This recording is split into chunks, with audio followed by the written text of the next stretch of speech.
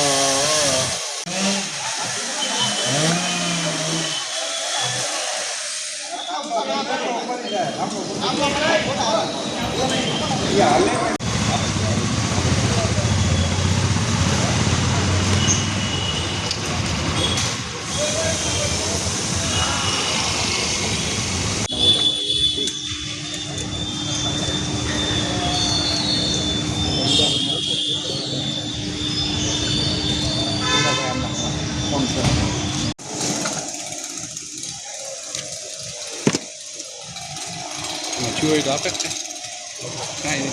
આપણા ખર્ચા જ કરો।